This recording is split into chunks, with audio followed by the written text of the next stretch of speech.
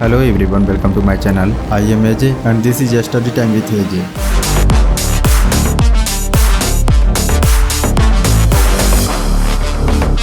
Hello everyone, my self AJ and you watching safety today. मैं India और बाहर के कंट्रियों में भी काम कर चुका हूँ, देयरफॉर मेरे पास काफ़ी एक्सपीरियंस है और मैं उस एक्सपीरियंस के आधार पर ही ये वीडियो बना रहा हूँ। आई होप आप लोगों को अच्छा लगेगा और इससे आपको काफ़ी ज़्यादा नॉलेज मिलेगा। अगर आप इस चैनल पर नए आए हैं तो लाइक सब्सक्राइब कर लीजिए और अपने दोस्तों के साथ शेयर भी कर दीजिए ताकि उन्हें भी ये नॉलेज प्रोवाइड हो, क्योंकि safety is first priority.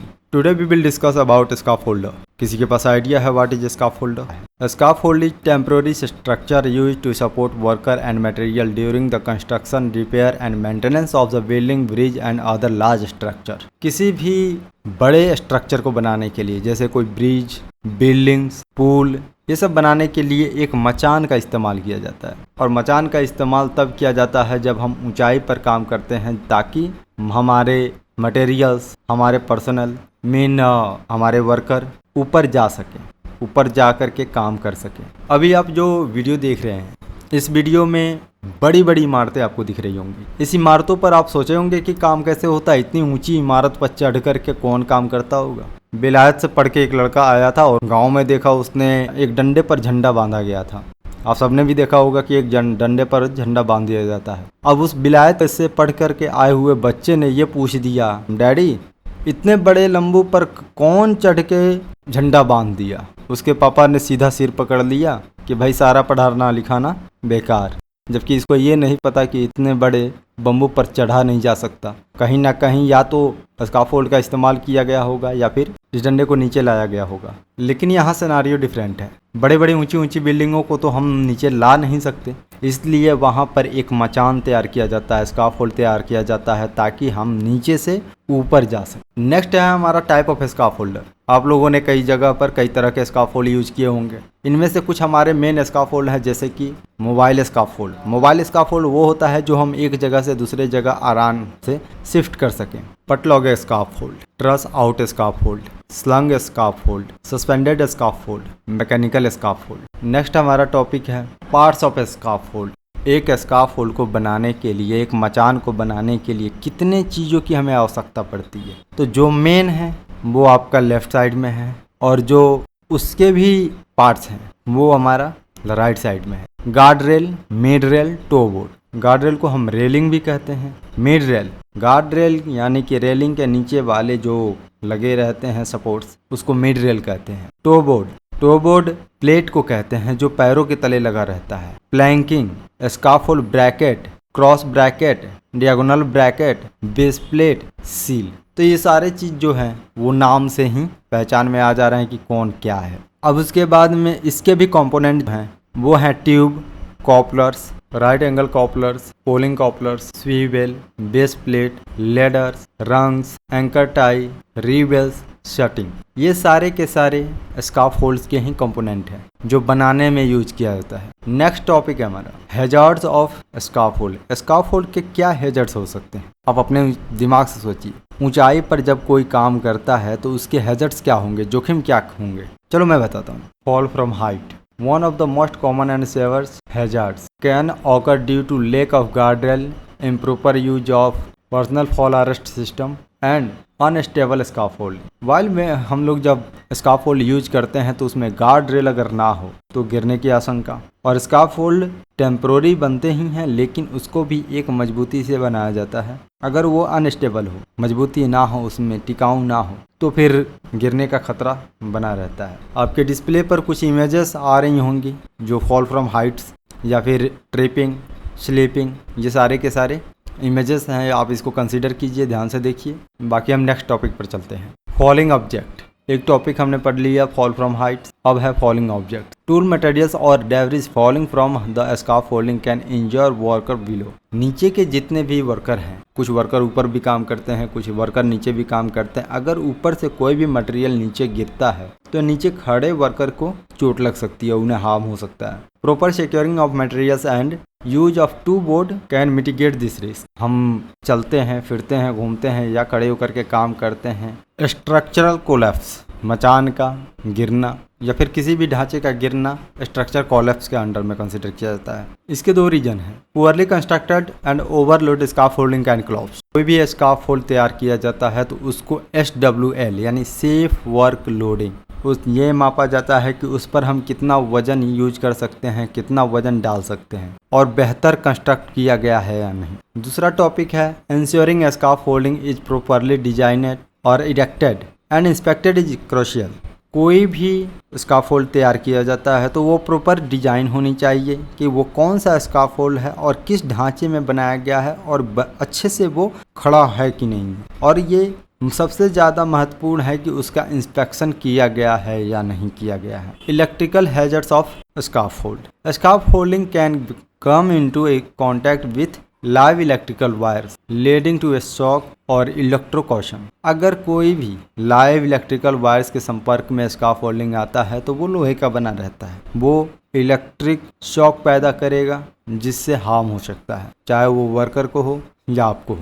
Maintaining safe distance from power lines and using insulated tool can prevent accident. Power line जहाँ पर पावर सप्लाई हो रहे हैं इलेक्ट्रिक पावर, वहाँ से डिस्टेंस होना चाहिए स्काफोल्डिंग का। और जितने भी हम टूल्स यूज करते हैं वो सारे के सारे प्लास्टिक या PVC किसी भी खास मटेरियल जो इलेक्ट्रिक को रोक सकता है उससे इंसुलेटेड होना चाहिए। Next topic slip trip and falls. ये हमने पहले ही कंसिडर कर लिया था और इसको हमने पढ़ा भी था, लेकिन अभी हम फिर वापस से जानेंगे इसके बारे में। Wet and slippery surface uneven planking और debris on scaffold can cause slip and trip. Scaffold के भीगे हुए सरफेस, अनइवन प्लैंकिंग और डेब्रिस मतलब कि अनयूज्ड ऑब्जेक्ट जो स्काफोल्ड पर रहते हैं उसकी वजह से गिरने और ठोकर खा करके गिरने का खतरा बना रहता है। Keeping the work area clean and using non slip footwear can help. आप उस एरिया को जहां आप काम कर रहे हैं, जिस स्काफोल्ड पर काम कर रहे हैं, उसको हमेशा क्लीन रखें।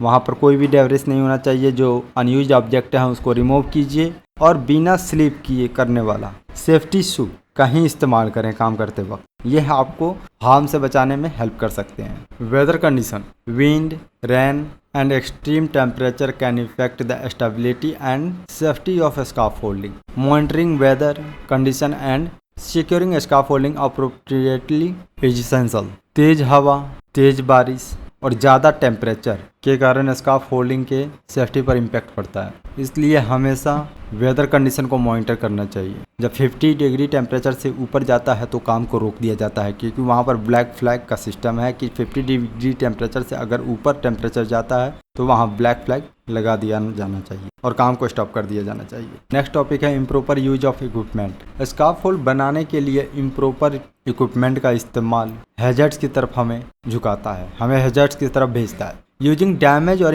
Inappropriate equipment can lead to accident. मैंने पहले ही बता रखा है कि हमें किसी भी कीमत पर इम्प्रॉपर इक्विपमेंट उसका इस्तेमाल नहीं करना है। Regular inspection and maintenance of scaffolding components are necessary.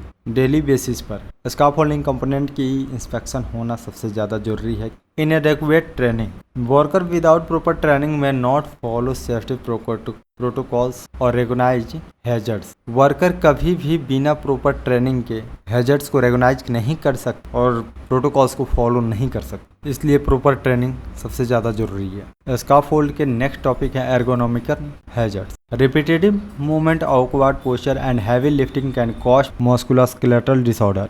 लगातार एक ही मूवमेंट को यूज करना या लगातार काम करना या अजीब सा पोज है, काम करने का अजीब सा pose, heavy lifting musculoskeletal disorder को जन्म देता है। Implementing ergonomics practice and using mechanical aids can reduce this risk. Ergonomic तरीकों से और यांत्रिक सहायता से यानी मैकेनिकल सहायता से हम ये सारे रिस्क को रिड्यूस कर सकते हैं। नेक्स्ट पैराग्राफ है प्रिकॉशन ऑफ स्काफोल्ड और इसका फर्स्ट टॉपिक है proper design and erection. Scaffold should be designed bye qualified person. Scaffold एक क्वालिफाइड पर्सन ही इरेक्ट कर सकता है, वो बना सकता है। Erect scaffold on stable level ground. जहाँ पर आप स्काफोल्ड को इरेक्ट कर रहे हैं आप उसे पहले ध्यान से देखें उस जगह को और ये सुनिश्चित कर लें कि वो जगह जो है लेवल में है। Ensure all parts are properly assembled and secure. आप मचान को बनाने के बाद में, स्काफोल्ड को बनाने के बाद में पहले ये जांच लें कि सारे के सारे पार्ट्स उसे अच्छी तरीके से असेंबल किया गया है और या लगाया गया है।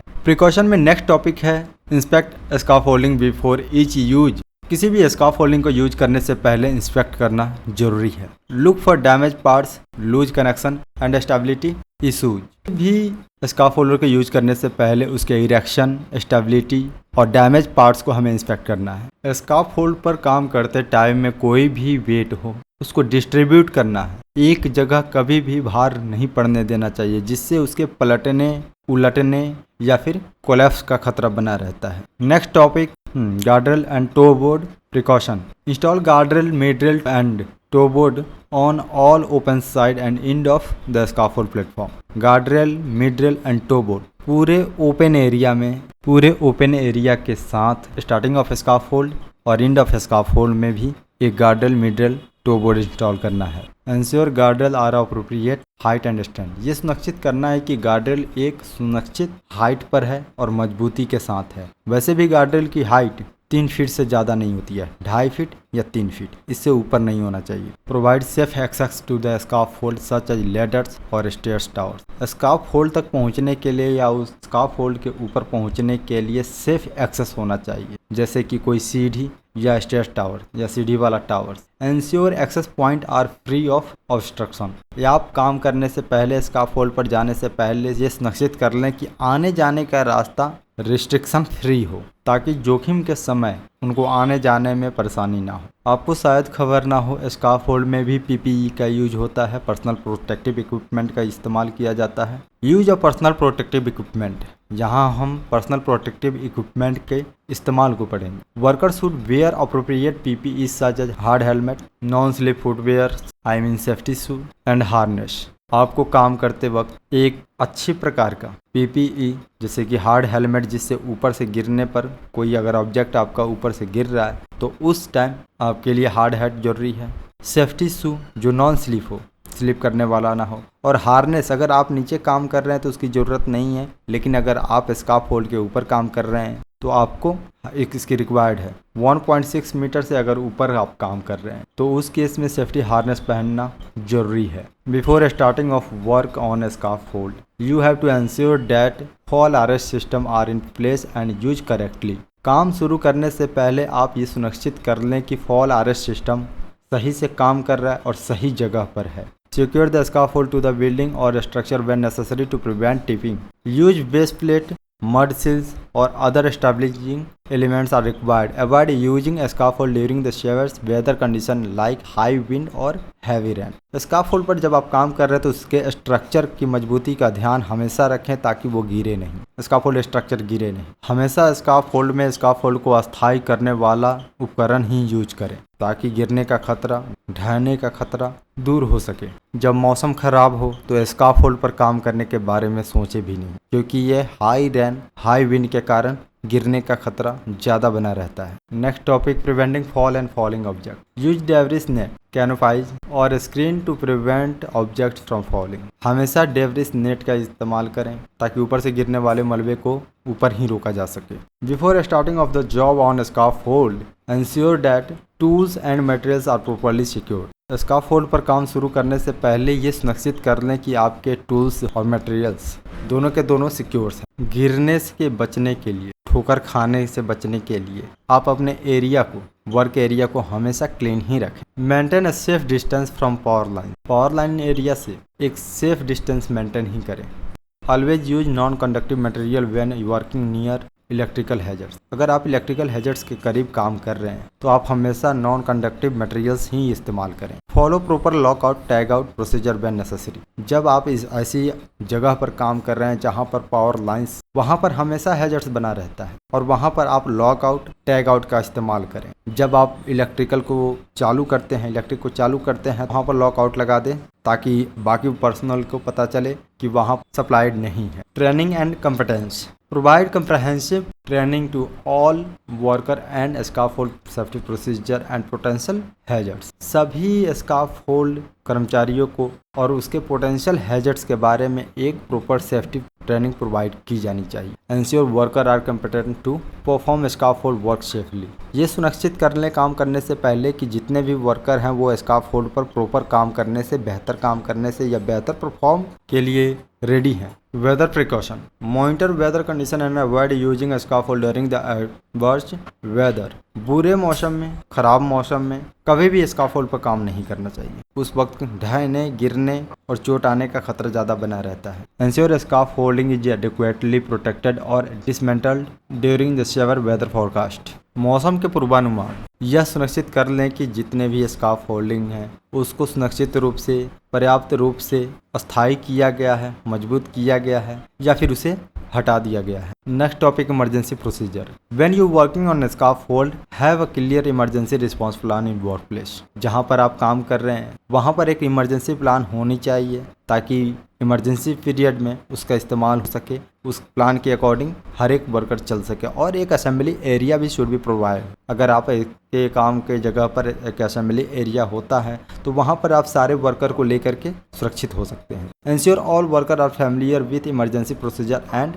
evacuation route and first aid. काम कर शुरू करने से पहले या स्काफोल्ड पर काम करने वाले जितने भी कर्मचारी हैं वो सारे के सारे इमरजेंसी प्रोसीजर से, एवेक्यूएशन रूट से और फर्स्ट एड से फैमिलियर हैं। Use mechanical aids to lift heavy materials. हमेशा यांत्रिक साधनों का ही उपयोग करें मजबूत भार उठाने में। Encourage proper lifting technique and ergonomic पोजर। Thank you everyone, इतना टाइम देने के लिए धन्यवाद। मिलते हैं, तब तक के लिए be safe and keep safe.